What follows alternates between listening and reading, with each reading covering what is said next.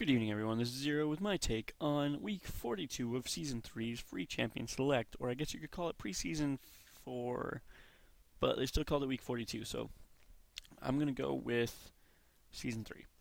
Okay, so some of the weird ones in this one, we have some that are never played, so I'm going to cover them first because I think they're the most interesting in these kind of situations, because you'll see them a little bit this week anyway.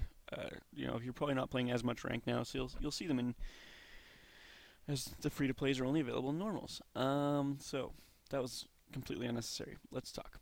Anivia is a mid.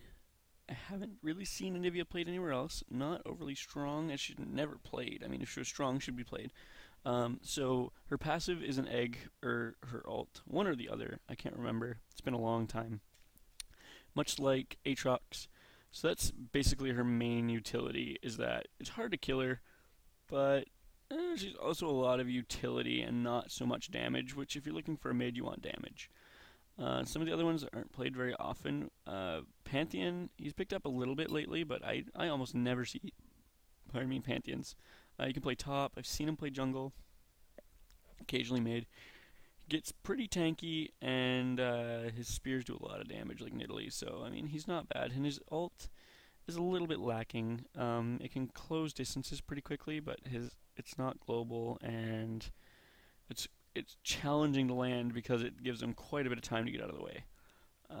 Misfortune just isn't played. I don't know why. She was played a ton when I first started, but I played maybe 2 Misfortunes in a month. But she's a fairly strong ADC. I don't know what makes her not as good. She has no escape. Not a whole lot of CC. So I think that's probably her weaknesses, that people avoid her. But I mean, some people do still play her, but she's not a popular one anymore. Let's see what else we got. And then the last one that's not played very often is Trundle. And I don't know why, because I love Trundle. He's so much fun to play. I just haven't bought him yet. But like when Trundle's free, I play him like the whole week because he's a blast. I should buy him actually. That's kind of silly of me. He has some decent CC. He's really good jungle, really good ganking. Just a solid champ, top or jungle, good at either one.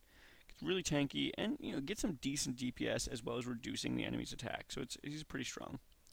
Now let's talk about the ones that are played a lot. So Sivir, I played the game for a month before I knew Sivir was a champion, and then they buffed her recently, so everybody's been playing her. So it'll get scarier as people get better with her, but at the moment she's not that scary because a lot of lower tier players aren't good with her. So unless you're like in Challenger, then you'll see Sivers, and yes, they are stronger than your ADC, but for the moment, most people don't know how to play her properly, so it's not like she's raffle stomping, but she did get a recent buff, so we've seen a lot of Sivir lately. Zhao's been playing, people have been playing him like crazy jungle, and he's fairly good. He has some good CC, some good gap closers. I haven't played him myself. I'll try to play a couple games with him this week.